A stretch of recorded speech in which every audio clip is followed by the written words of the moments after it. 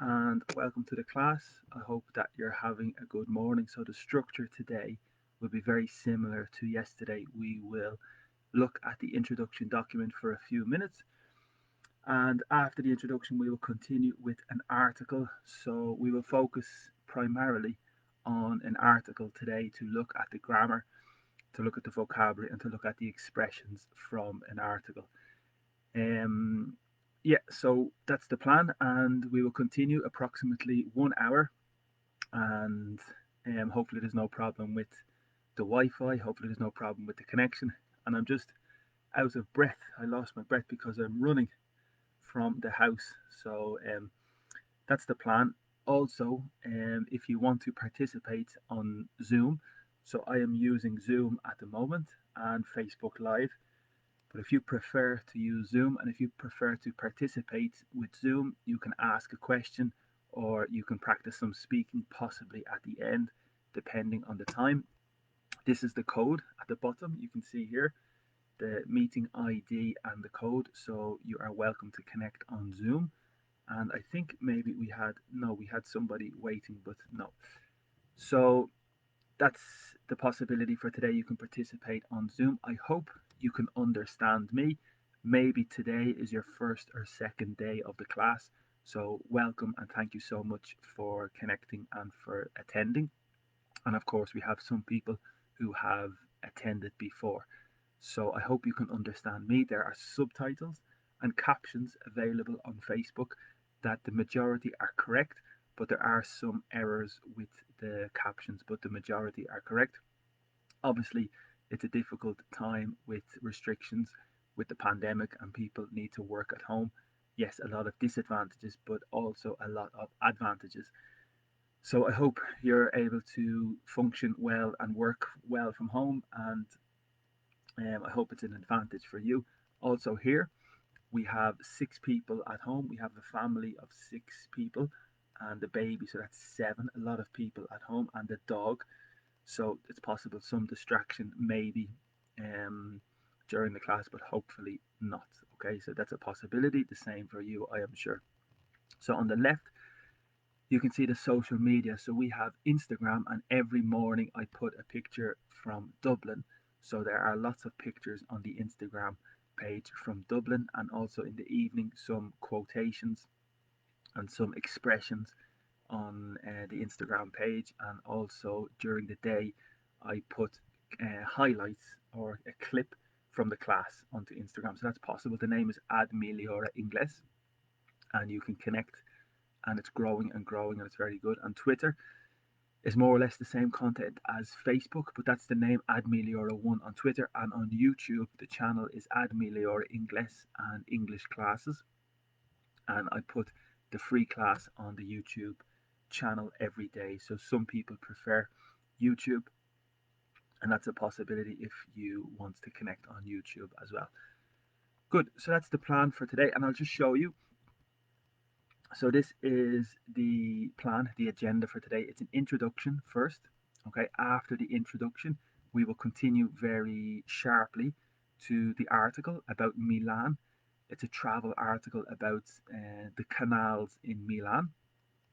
Okay, and after the article, we have a list of phrasal verbs and a list of idioms. So that's the plan and the agenda for today. The speaking is possible. So if you want to participate and if you want to connect to practice your speaking, it's possible on Zoom at the moment. And this is the ID and the code for Zoom. You can see it's the same. So that's the plan for today. So let's begin. And also, soon I want to create a specific class for speaking, because I know a lot of people want to practice speaking, and that's a big attraction for a lot of people, and it's very popular. So maybe soon I will organize a speaking specific class. Okay, today at 4 o'clock we have a specific webinar in relation to sport, vocabulary, and English related to sport. It's a very good way for you um, to learn English anyway. So it's general English at 4 o'clock today, approximately 1 hour on Zoom. You can contact me if you want to join, and hopefully we will have lots of opportunity to practice speaking as well. So every day we have a specific webinar, and that's possible today. So just contact me if you want to join. Sometimes the numbers are small, and sometimes the event on Facebook appears that there's very few people, but in reality some people don't attend with the event, they just attend individually. Okay, so there's a small fee for €2.90, so that's possible today. Okay, so I'll share the screen and we can begin with the little introduction, because this document is the most important for me. It's a very, very good document. You can see here on the left. So in English, we have a lot of technical structures, and we have a lot of technical vocabulary and a lot of grammar. So when you are learning English, it's so important you are familiar with the terms, you're familiar with the technical vocabulary. This is the most important aspect. This is the most important thing to do at the beginning. You need to be very sure and you need to be very clear with the technical vocabulary in English. And this page, this document is the beginning. This is the foundation. This is the base of English. So all aspects of English is on this page. And at the beginning, when I begin with a new student, this document is the most important. And today I'm just going to show you a little, because every day normally I explain a lot, but today just very, very little. There are 3 sections. The first section is use of English in the yellow. The second section are the different tenses that you speak, the different times. And the third section is just grammar topics in general. Okay, so they're the 3 areas. In use of English, in my opinion, it's probably the most important. Okay, so the use of English is related to phrasal verbs. And phrasal verbs are basically a verb plus a preposition. It's possible literal significance, but it's possible completely different second significance. And phrasal verbs are very important and very unique to English. We use phrasal verbs all the time with friends, with family, social situations, formal situations. Phrasal verbs are a big part of English. They're a bit difficult to understand, but for this reason, they are at the top of the list for me. So phrasal verbs are maybe one of the most important things in English, and also idioms. So idioms are expressions, and we use a lot of expressions in English all the time to make English a little funnier, to make the conversation a little more entertaining. So idioms are a huge part, and in my class I focus primarily on the use of English.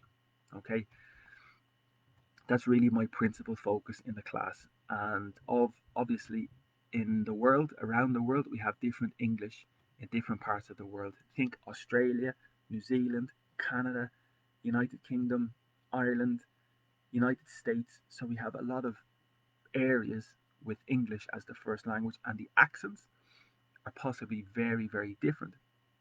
So the accent in Ireland is possibly very different from the accent in Canada, Australia, and this is a big difficulty when you learn English. This is extremely difficult and very hard to catch the accent, and also the velocity. We speak very quickly, some people speak very slowly, and that's extremely difficult to understand. So the listening is a big, big part of English. Listening is very important, and speaking is very important. Completely different abilities, but you should try to practice your speaking frequently. You should try to find somebody who can correct your speaking regularly. And with me, soon I will create a class specific for speaking, and maybe have a maximum 10 people to have a conversation. So this is my plan. Soon we will create a class for speaking, and it's very important for you to practice speaking fluently. Okay, and also the corrections. It's important somebody corrects you and helps you, and I think that's a very good idea for a class. Okay, so that's the most important area for me. I think use of English is really, really the key. It's very unique and it's very particular to English, and I focus a lot on this area. So phrasal verbs, idioms. The next area are tenses. So when you speak in English, you need to be familiar with the simple, present simple, past simple, future simple, present continuous, past continuous, future continuous, present perfect, past perfect, future perfect. You need to be familiar with all the terms. Normally I explain in detail, but today I'm just going to give you the term.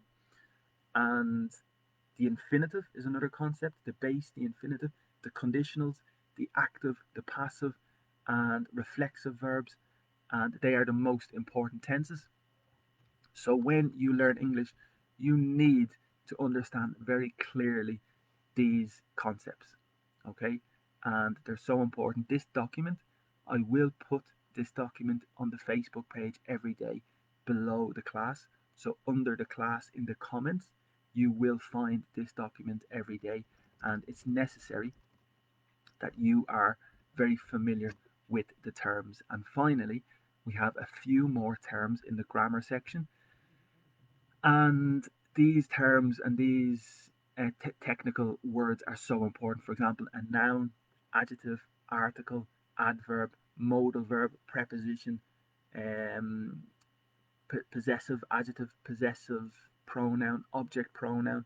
So we have a list of terms you can see here: comparative, superlative in relation to the adjective, and also finally demonstratives, this, that, these, those, determiners, another, other, questions, how to make the question.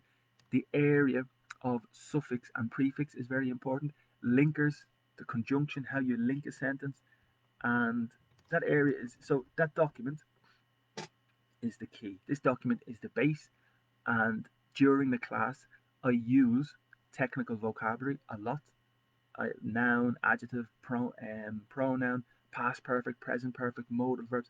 I use frequently the technical vocabulary, so it's necessary for you to understand the concepts and to be very clear with the significances of the terms, okay?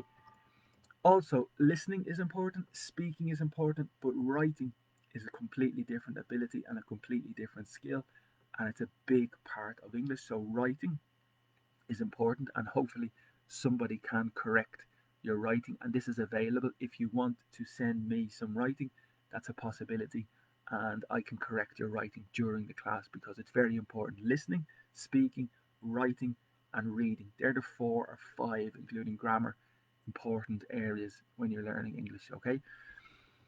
Exam preparation. So Cambridge exams are very popular. The first certificate, the advanced certificate, the proficiency certificate are very, very important for a lot of people and very popular. I have a lot of experience preparing a lot of people for Cambridge exams, and I have created specific webinars for Cambridge exams. So on Thursday at 4 o'clock, we have a specific webinar for the advanced exam. On Saturday at 1 o'clock, we have a specific webinar for the first certificate for the B2 from Cambridge, and from Escuela Oficial de Idiomas on Saturday at 1 o'clock and Thursday at 4 o'clock. Also, the IELTS exams are very popular, and tomorrow, every Wednesday at 4 o'clock, we have a specific webinar dedicated to the IELTS exam. Okay. Also, English is very important for your job, to find a job, and job interviews are very important, and sometimes I can prepare people for job interviews as well. Okay, typical questions, how to answer the question, and how to understand the potential questions in an interview. Okay, so that is the introduction. That document is the base. It's so important. It's a big part of English, and it's so important that you return to this document and that you understand the technical vocabulary, because here, this is an article about travel from the BBC. So it's a travel article, and the topic is Milan. So in Milan, they speak about the canals, okay, and the rivers, and maybe the special canals in Milan. And you can see the picture here. I have never been to Milan, but maybe some of you have been to Milan, or maybe some of you are from Milan, so you are probably very familiar with this site and with this view. But this is a canal in Italy, and you can see on the left a lot of people on the terrace going to the cafe, to the bars, to the restaurants.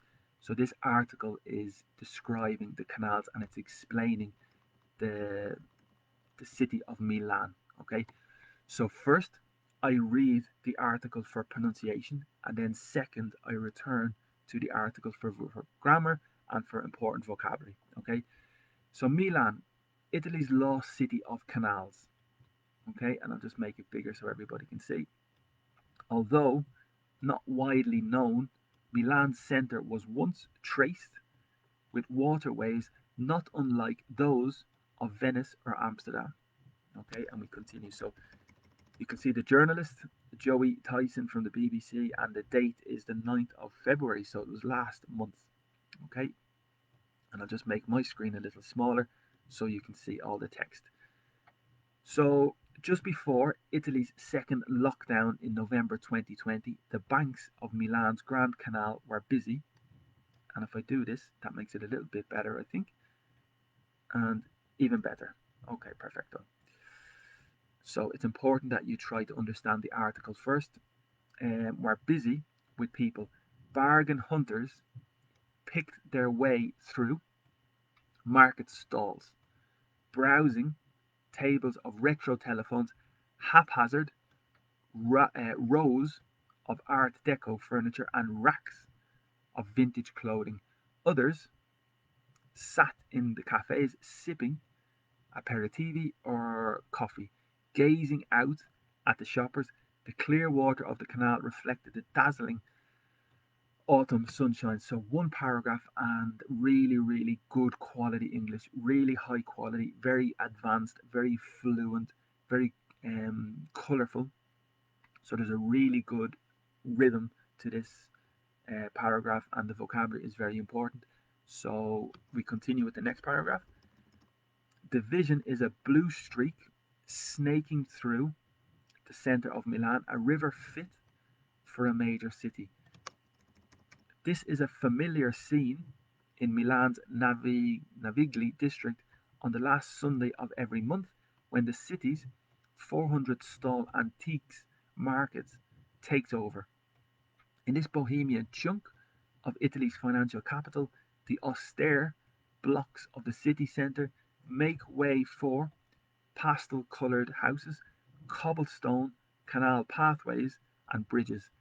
I strolled among the mask-clad shoppers, trying to eke out some normality amid Milan at its most casual. So very, very good quality English, very advanced, very fluent, and today's article is probably very, very advanced, but at the same time very common. So this vocabulary is very good, but it is very typical in conversation. It's very typical in every situation, and soon I will explain, but we will continue with one more paragraph for pronunciation. Located in the city's southwest corner, the Navigli district remains one of the last true connections the Milanese have with water. The Grand Canal Naviglio Grande itself dates back to 1177, making it one of the oldest navigable canals in Europe. Today it's packed with bars, cafes, restaurants, art galleries, boutiques. In non-lockdown times, it's a lively meeting spot or place for a gentle passeggiata, stroll by the water. So you can see really excellent vocabulary. So this is just a picture of Milan. This is the city centre. I think I have never been, but it looks very impressive. And I think that's Duomo, the church, and it looks beautiful and incredible. So now let's look at the analysis for the vocabulary. Okay, so although is a linker, although is a connector. So in Espanol it's aunque, and it's contrast. So I am very happy in Dublin, although the weather is very bad. So it's for contrast, it's a linker. In Espanol it's aunque, and in other languages you can see here, because it's a very important word, although. In English, in Arabic, Bulgarian, Chinese, Croatian, French, German, Hebrew, Hindi, Hungarian, Italian, Korean, Malay, Polish, Portuguese, Spanish, Swedish, Thai, and Vietnamese. So this word is very important, although its contrast. Widely is very important. So the adjective is wide, and I'll show you here in my notes because it's a very important word. Wide in Espanol is like amplio, which is very similar to broad. There's practically no difference between wide and broad, but so in Spanish it's amplio, and you can say the street is very wide, the shoulders are very broad, you've broad shoulders. In the United States they have Broadway. Broadway in New York is the street that's very wide, with all the theaters and all the concerts is on Broadway. So broad is very wide, and wide is obviously amplio. And here the ly is typical in the adverb. So remember, the adverb, the function of the adverb is to describe the verb. Drink, eat, go. Adverb, slowly, quickly, happily. Normally the ending is ly. And here the verb is to know, and the adverb is widely known. And the significance is a lot of people know. Well, they do not know because it's a negative, but widely known, normally in the affirmative, means it's known by a lot of people. Okay. Also, of course, www is the World Wide Web. Okay, so it's a very common word, World Wide Web, and the web is like the net in Espanol. A web is typical for the spider web. So you know the little spider, and the web is the area that he makes. That's like the net, that's the web. It's possible a person has webbed feet or webbed hands. So if you have webbed hands, the significance is the skin it continues to here, it continues to here. So a webbed hand or webbed feet is possible as well. So just important vocabulary. And here it's very typical with known, widely known. And the significance is a lot of people around the world. You can also say worldwide, which has the significance every part of the world. Milan's center, so this is related to possession.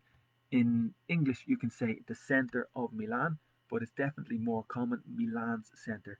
The pen of Brian, Brian's pen. So this structure is very important for possession in English, and this is related to possession. That's the structure that we need. Traced with waterway. So this is very creative and very advanced. The verb is to trace, and it's typical in school. With the children, you have the paper and you have the hand, and you trace your hand with the pencil. Okay, so this is the verb to trace. It's possible when you find your family, you trace your family line, you trace your family roots. Okay, so to trace a picture, to trace family roots, and that means you search for the history of your family, your father, your great-grandfather, your great-great-grandfather. That's to trace. Okay. Also in the police, in the movies, you have the telephone and you have to trace the call. So with the technology, with the investigator, you have the telephone call and you have the police trace the telephone call to identify or to find.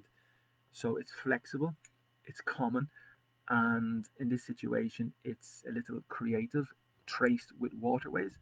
So if you imagine the map and you look at the map, it has traces of a river, a canal. So it's very creative English, a little difficult.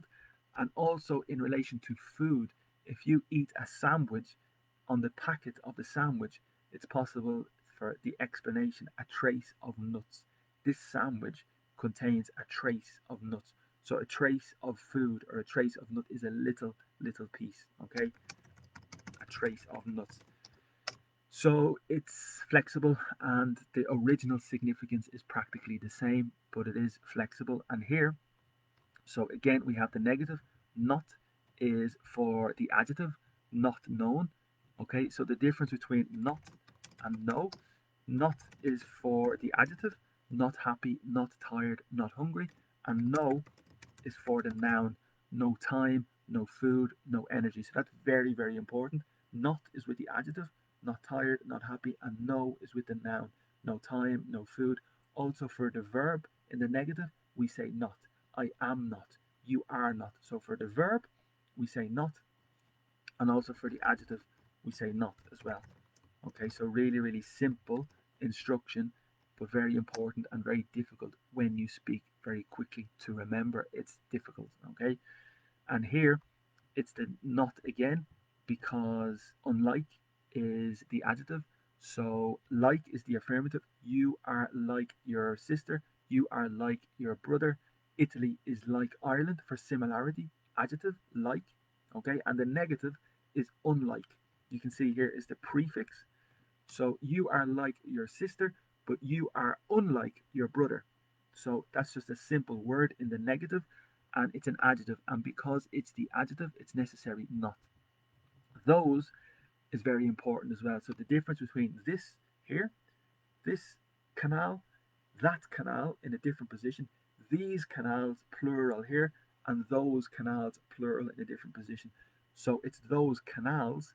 It's not necessary to say canals because the assumption is those, and it's those canals of Venice and Amsterdam because at the moment we are speaking about Milan.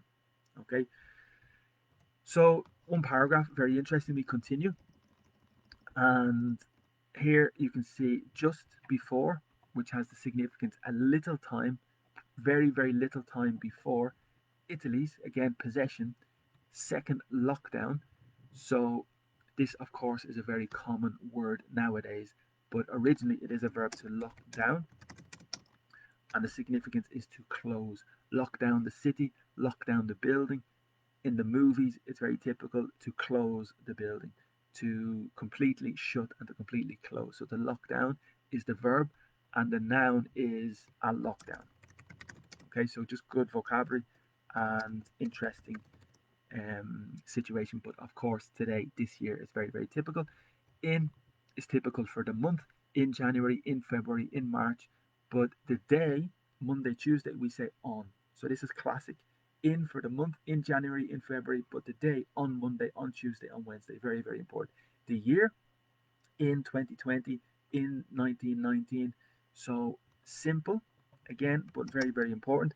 In for month, in for the year, and then on for the day. Okay, so on Monday, on Tuesday, on Wednesday. And this case, it's the verb, so it's in November.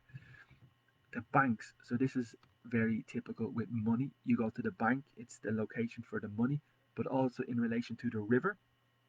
The name of the land on the side of the river is the bank. Okay, and that's the two typical significances. The first is for the river, at the side of the river is the bank, and the second significance is the financial building or the financial institution, it's the bank. But it's a little flexible because we use the verb to bank on something, and it's like to guarantee. So I think the football team will win the match. So I am convinced the team will win the match. So I can bank on it. I can guarantee. Okay? So it's like to guarantee. And that's typical in conversation and typical in situations. So we might say, don't bank on it. So you are expecting good weather for your wedding. You are expecting good weather for the party on Saturday. But because you are in Ireland, we say, don't bank on it. So don't believe it's guaranteed. It's not guaranteed. That's typical. But again, that's the financial context, and the other context is for the river, the bank of the river. Okay. Again, this is the verb to be. So this is the subject, the banks of Milan's canal. That's the subject. The verb is to be, and the adjective is busy. So the verb is to be because it's plural. I am, I was, it is, it was. The canals are, and then the canals were in the past. Okay, so it's plural in the past. Busy means occupied. Okay, in Espanol es más ocupado. So the pronunciation is important. Are you busy? Estás ocupado? So that's very, very common in English. Busy. Busy bee is an expression as well. So if you are a busy bee, that's a little informal to say you are a very busy person or you're very active, you're always doing work, because of course the bee is like the little insect, and the difference between the bee and the wasp is very important as well. So the bee is maybe big and the wasp is skinny, but yellow and black, the two colors. So the busy bee is typical for a busy person, a little informal. A busy body is a little negative. So if you are a busybody, you're very busy, yes, you're very active, but it's probably affecting other people in a negative way. So if you are a busybody, you're maybe interfering with other people's work, you're interfering with other people's information, so you are a busybody. So there's a difference between busybody, which is a little negative, and a busy bee, which is just productive. Okay. The adverb as well is busily. So it's possible the adverb and the changes to the I. So busily is the adverb. You're working busily. Yeah. So it's just a typical adverb in that situation. With people. So remember the difference: one person and two people, one person, three people, one person, four people. So the change from singular to plural: one person, two people. In Spanish, in Italian, in Portuguese, it's one person and two persons. So be careful, because most typical in English it's two people. It is possible two persons, three persons. Yes, it's possible, but in a formal situation, in a legal situation, it's possible three persons, four persons. But typical, more common, is two people and three people. Okay. Bargain hunters pick their way through market stalls. Very, very good expression. So a bargain is vocabulary for the shop. So you go to the shop and you find a product, and it's a very, very good quality product, and the price is very low. So you're surprised because it's a good offer, it's a good price. So this is a bargain. Okay. And very common. It is possible a verb to bargain. It's like to negotiate. So you go at Christmas for the Christmas tree. You buy the Christmas tree on the street for maybe €20, but you bargain with the man or the woman and you ask for a reduction. So this is the verb to bargain, which is like to negotiate. And there is another word as well, to haggle. Okay, so this is important vocabulary. To haggle is specifically that situation with the Christmas tree. So it's like you say €20 and I say no, no, no, no, €10, and they say 18, you say 16. So that's to haggle. Okay, which is very similar to negotiate, which is very, very similar to bargain. But the noun a bargain is a special offer or a very good offer. Okay, again, the product is very good, but the price is very low. So it's a good bargain. It's a fantastic offer. So a bargain hunter is the person who is looking for all the bargains, because the verb to hunt is typical for the animal. You enter the forest and you hunt the animal. Okay, I think cazar in Espanol. So to hunt is the verb, and the person is a hunter, and you have an expression possible: on the hunt for. So we saw this expression last week. If you are on the hunt for an apartment, on the hunt for a job, on the hunt for a holiday, it means you are looking for or you are searching for a holiday. Okay, because the verb is to hunt, and it's typical to hunt the animal, to hunt a job metaphorically, and the hunter is the person. So here it's the plural, and a bargain hunter and bargain hunters are the people that typically go to the shop, typically with the objective to look for the offer, the special offer. So you are a bargain hunter. Okay. Pick is the verb, because in the market you pick the product, but here it's an expression and it's a little creative, because normally the expression is to make your way through. So imagine the street is very busy and I try to make my way through the people, make my way through the street. That significance is to navigate or to move through the city. So to make my way through is very, very common. To make my way through the city means to navigate. Okay, and that is the reason this is a flexible and creative expression, because this is most typical. To make my way through is more common, is more typical, and pick your way through is not typical, it's just creative. Okay, and remember, this is the possessive adjective: my way, your way, his way, her way, our way, their way. Okay, so this is called possessive adjective, and the way is the noun. Through is the preposition, a través. Okay, here we have more very good vocabulary. So mark and stall, and a stall is very, very specific vocabulary. It's typical on the street. So when people sell the product, they sell the product from the location, and the location, the little metal or of wood, that object is the stall.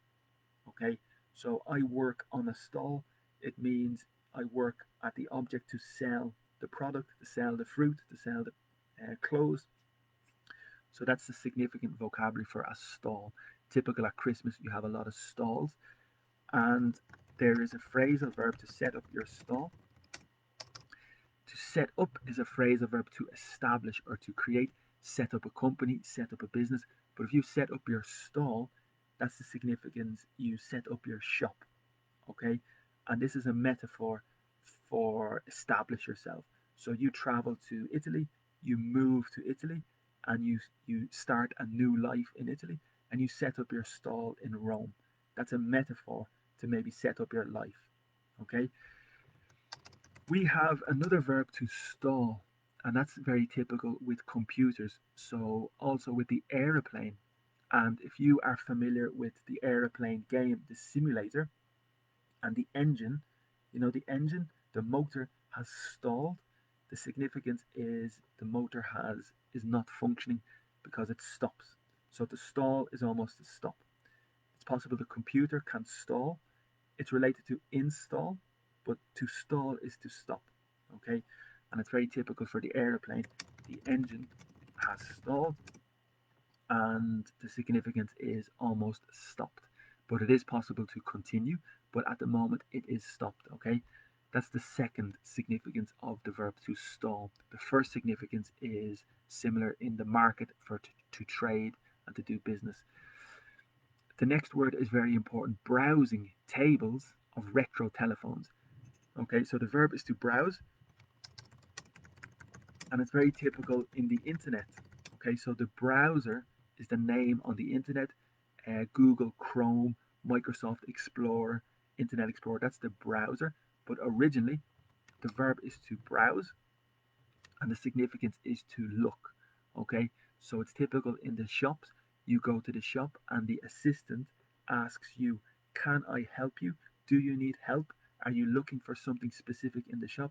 And you say, no, I am only browsing. And the significance is you are only looking. Okay, so to browse is the same significance to look, typical in the context for shopping, and it's a little more advanced, but this is the same concept in the internet because you're on the internet and you're browsing, you're looking. Okay, this is the significance of the browser, Microsoft Internet Explorer, Google Chrome. So very common in the shops, in Zara, in Inditex, in H&M. You are browsing, you are only looking. Okay, we have another expression, window shopping. If you are window shopping, the significance is you are looking in the window of the shop and you are just interested. So you're not physically buying, you're just looking in the window and thinking, yes, I want to buy. So this is window shopping. Okay, so to browse tables means they are searching, they are hunting, they are looking. So it's synonym for hunt and synonym to look. Tables of retro telephones. Haphazard. So this is a very, very difficult word. It's like disorganized, no plan. If your holiday is haphazard, it's maybe not planned, very spontaneous, maybe negative. Okay, and the translation for haphazard, you can see here. I'm going to put it in because it's a very specific word. Haphazard. Oof, we can see here in Arabic, Bulgarian, Chinese, Croatian, French, German, Hebrew, Hindi, Hungarian, Italian, Japanese, Korean, Malay, okay, casual, Portuguese, Spanish. So if something's haphazard, there's no real organization, there's no plan. And here, because it's the market, there's no real plan. You have the shop here, the stall here, the stall here. But this word is very important, a row, okay, and it's very frequent. And typical in the cinema, you have the front row, you have the back row. Okay, in school you have the front row, and in the market you have a row. Okay, it's like a column or a row, but we have another word which is completely different. The significance is completely different, but the pronunciation is also completely different, but the spelling is exactly the same. So front row, back row is the first one, but the second one is to row. Okay, if you row, the significance is to argue or to fight. So you row with your friend, you row with your family. The significance is to argue or to fight. Okay, so the pronunciation is different, and the significance is to fight. But also the next verb, so you have three verbs here, and they are completely different.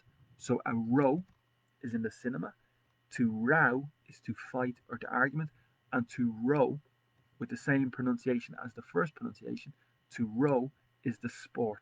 In Espanol, remar. So the sport where you row the boat. Okay, that's the third significance of the verb to row. So it's the sport with the boat. Okay, and in school there's a very typical song for the children: row, row, row your boat gently down the stream. So the row is related to the sport and the boat, and that's very, very important. But here it's the plural, the rows, like the cinema, front row, back row. In the market you have rows and rows of people, of deco, furniture, mueble in Espanol, furniture.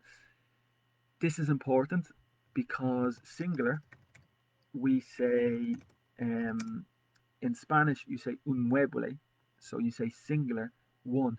But in English, we never say one furniture, never, because it's strange, it's irregular. We normally say one piece of furniture, one item of furniture, one bit of furniture.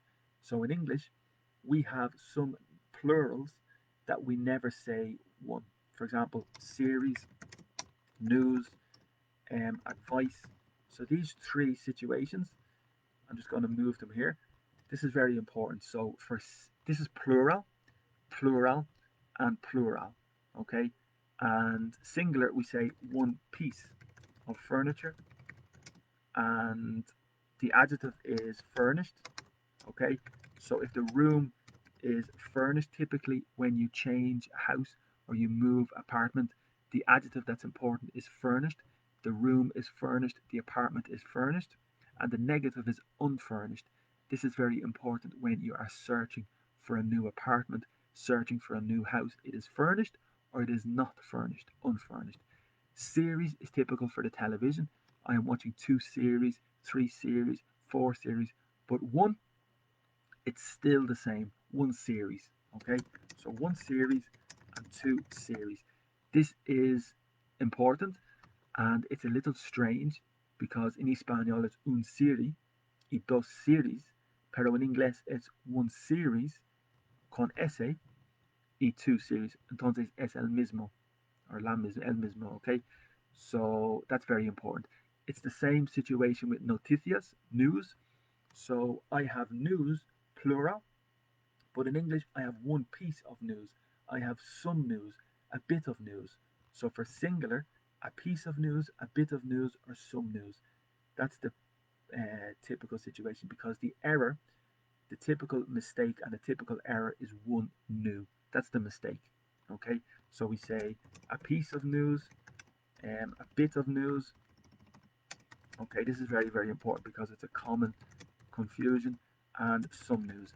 So for singular, it's necessary some news, a bit of news, or a piece of news, and plural, we just say news. Okay, and it's exactly the same with advice. Advice is plural, and singular is a piece of advice, a bit of advice, or some advice. Okay, and this is important as well because the noun is advice and the verb is advise. So the spelling you can see here, it's the C. So for the noun, it's advice with the C, but the verb in English is necessary S. Okay, the pronunciation is practically the same, so a little different. I advise you, but you have some advice. So very, very important difference between the spelling and consejo in Espanol.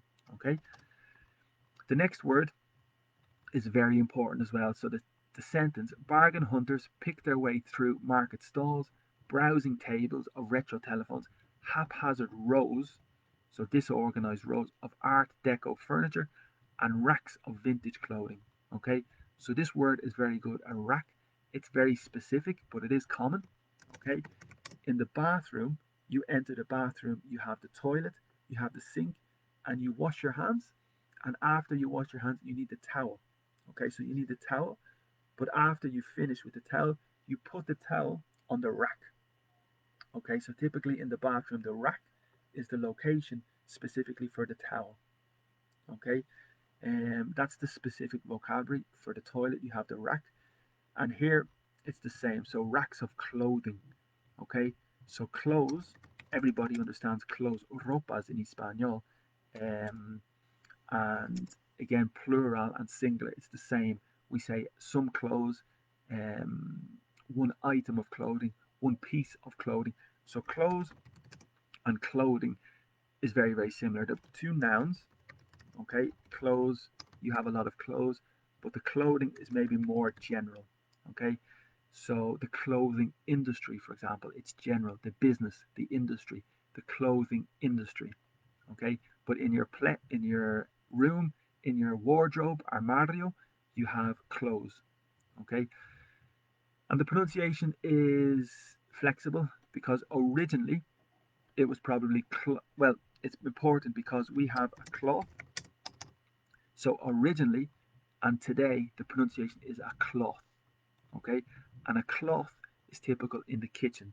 When I'm in the kitchen and I need to clean the table, I use the cloth.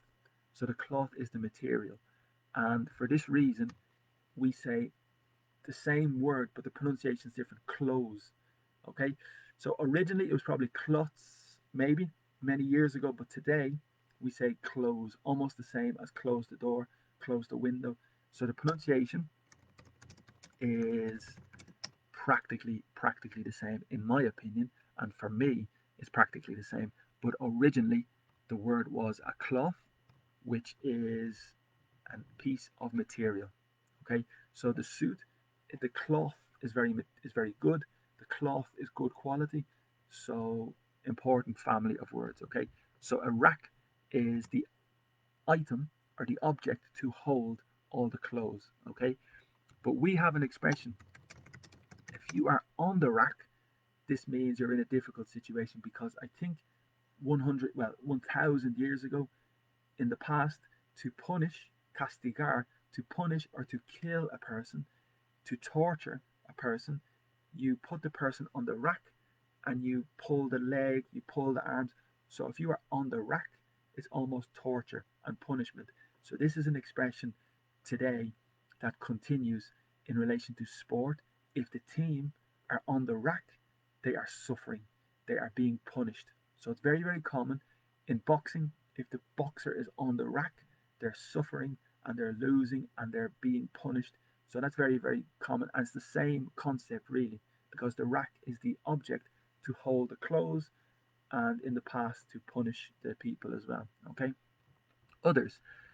So you need to remember the difference between another, other, the other, and the others.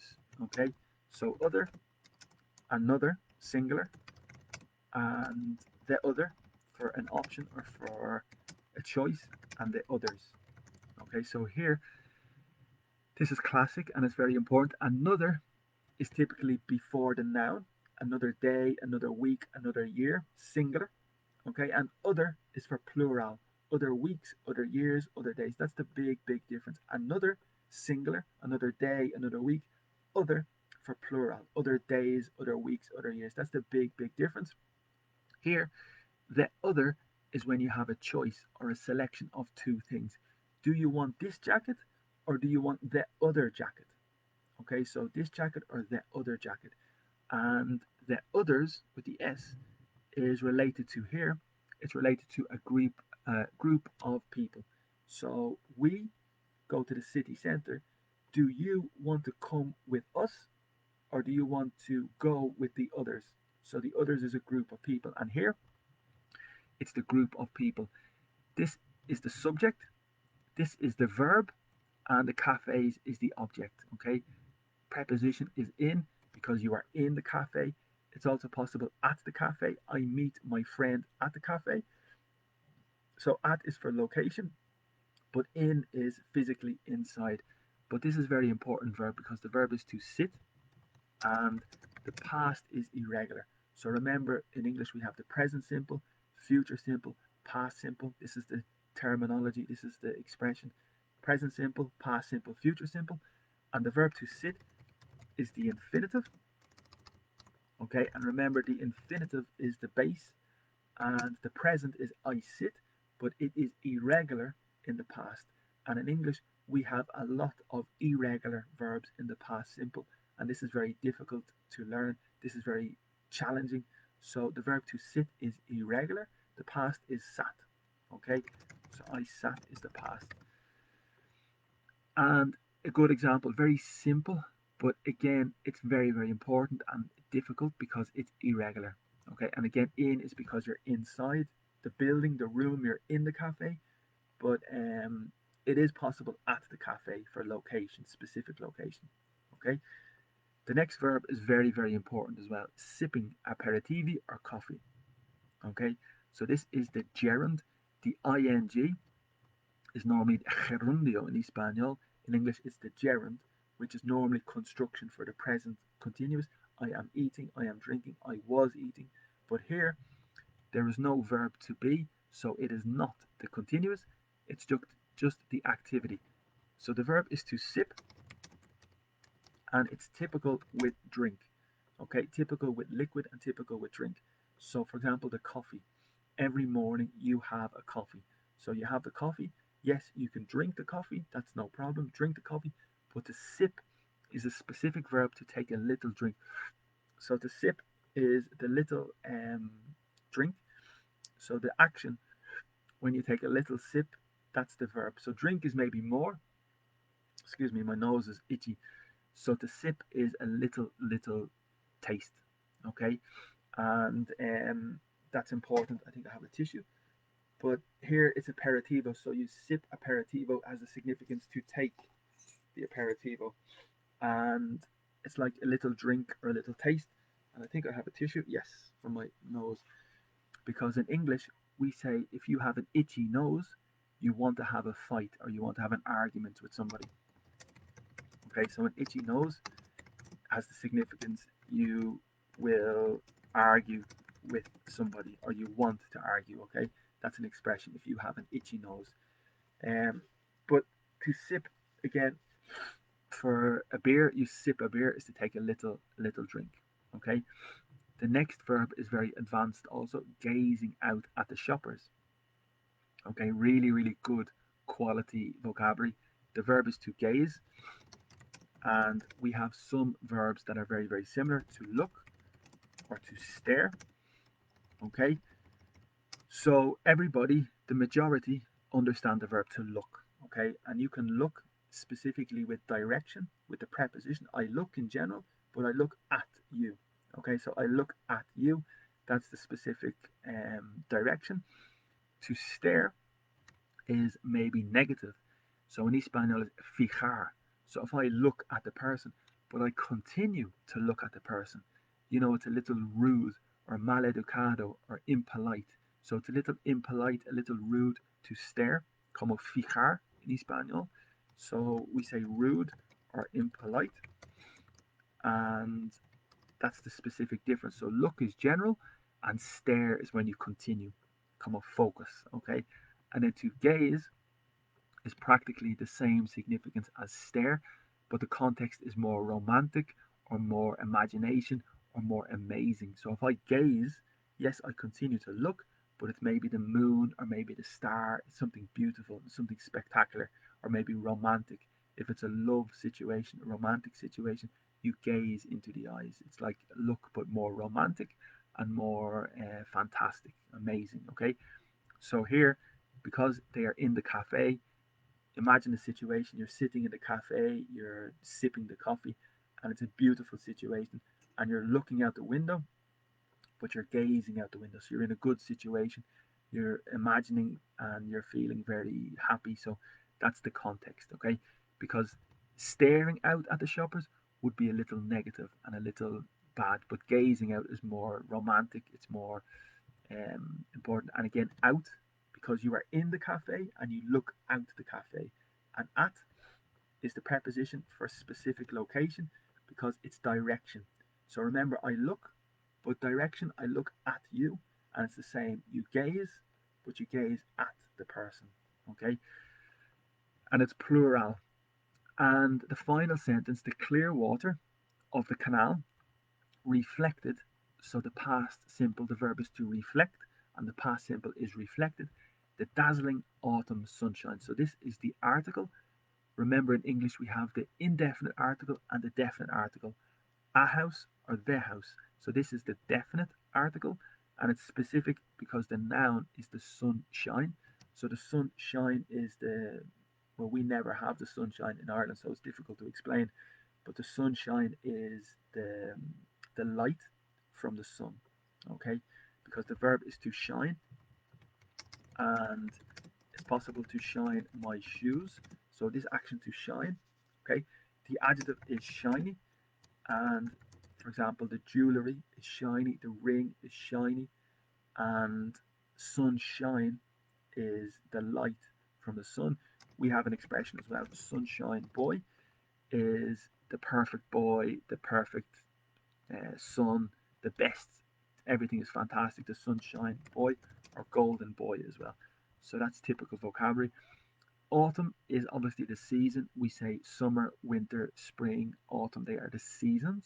So the pronunciation is a bit difficult because the N is almost silent. We do not pronounce the N. So it's just autumn. Okay, so it's very interesting for the pronunciation. And dazzling. So this is very, very good vocabulary as well. So the verb is to dazzle, which is a synonym to shine. Okay, so it's maybe more advanced. To shine is more general, but to dazzle is more spectacular. Okay, so it's typical for the party if the woman or the man have the clothes and they look fantastic, they look amazing, they are shining. It's very possible to say you are dazzling. So you look amazing, you look fantastic. So that's the verb to dazzle. And in this situation, it's the same. So the sunshine is so bright, it's so amazing, it's dazzling. Okay, so really, really good adjective related to the light. And this article is very, very good quality for the vocabulary. So very advanced, very fluent, very good rhythm, very appropriate. The vocabulary is correct for the context.